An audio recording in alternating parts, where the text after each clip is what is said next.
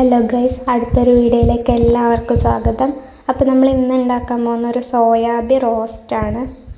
അപ്പോൾ നമുക്കതെങ്ങനെയാക്കുന്നത് നോക്കാം. ആദ്യമായിട്ട് നമുക്ക് വേണ്ടത് 2 സവാളയാണ് നമുക്ക് വേണ്ടത്. 2 വലിയ സവാള എടുത്തിട്ടുണ്ട്. അതുപോലെ തന്നെ കറിവേപ്പില എടുത്തിട്ടുണ്ട്. തക്കാളി 2 എടുത്തിട്ടുണ്ട്.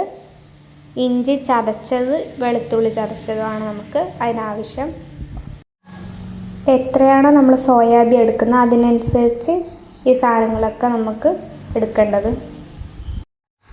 അടുത്തായിട്ട് നമുക്കൊരു ചട്ടി ചൂടാക്കാൻ വയ്ക്കാം. ചൂടായ ശേഷം നമുക്ക് കുറച്ച് എണ്ണ ഒഴിച്ച് കൊടുക്കാം.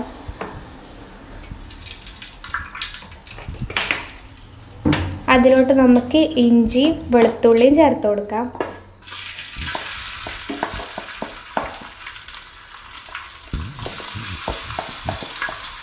അതുപോലെ തന്നെ കറിവേപ്പില നമുക്ക് അതിലോട്ട് ചേർത്ത് കൊടുക്കാം. എന്നിട്ട് നമുക്കിത് കുറച്ച് സമയം നന്നായിട്ടൊന്ന് മൂപ്പിച്ചെടുക്കാം. അങ്ങനെ നമ്മുടെ ഇഞ്ചിയും വെളുത്തുള്ളിയും ഇവിടെ മൂത്ത് വന്നിട്ടുണ്ട്. ഇനി നമുക്ക് അതിലോട്ട് സവാള ചേർത്ത് കൊടുക്കാം. നമ്മൾ അരിഞ്ഞു വെച്ച 2 സവാള ചേർത്ത് കൊടുക്കുന്നത്.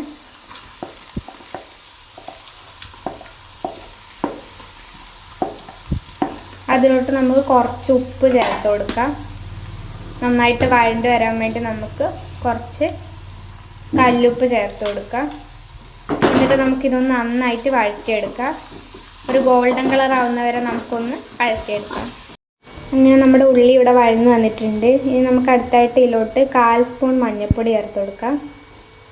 അതുപോലെ നമുക്ക് 1/4 സ്പൂൺ കുരുമുളക് ചേർത്ത് കൊടുക്കാം. 1 സ്പൂൺ മുളക് പൊടി നമുക്ക് ചേർത്ത് കൊടുക്കാം. ഇനി ഇതിലോട്ട് നമുക്ക് 1/4 സ്പൂൺ മല്ലിപ്പൊടി ചേർത്ത് കൊടുക്കാം. 1 സ്പൂൺ ചിക്കൻ മസാല ചേർത്ത് കൊടുക്കാം. അതേപോലെ തന്നെ 1/4 സ്പൂൺ ഗരം മസാല നമുക്കിത് ചേർത്ത് നന്നായിട്ട് ഇതിൻ്റെ പച്ചമണം മാറുന്നത് വരെ നമുക്കൊന്ന് ഇളക്കിയെടുത്ത് കൊടുക്കാം. നന്നായിട്ട് ഒന്ന് വഴറ്റുക. അതിൻ്റെ പച്ചമണം നന്നായിട്ട് മാറണം നമുക്ക്. അങ്ങനെ നമ്മുടെ പൊടി ഇവിടെ മൂത്ത് വന്നിട്ടുണ്ട്. ഇനി നമുക്ക് തക്കാളി ചേർത്ത് കൊടുക്കാം. എന്നിട്ട് നമുക്കതൊന്ന് നന്നായിട്ട് വഴറ്റി ഒന്ന് ഉടച്ചെടുക്കാം. അതുവരെ നമുക്ക് തക്കാളി ഒന്ന് വഴറ്റാം. അങ്ങനെ നമ്മുടെ ഉള്ളി ഇവിടെ വഴന്ന് വന്നിട്ടുണ്ട്. ഇനി നമുക്ക് സോയാബീൻ ചേർത്ത് കൊടുക്കാം.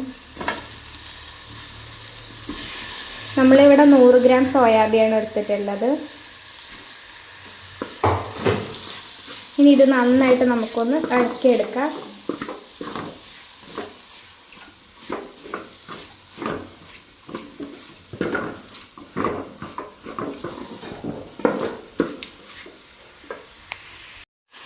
നമ്മളിവിടെ വേവിച്ച സോയാബീനാണ് ഇതിലോട്ട് ചേർത്ത് കൊടുത്തിട്ടുള്ളത്.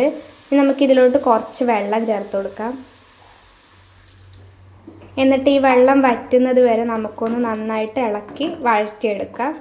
ഈ വെള്ളം മൊത്തം നമുക്കൊന്ന് വറ്റിച്ചെടുക്കാം.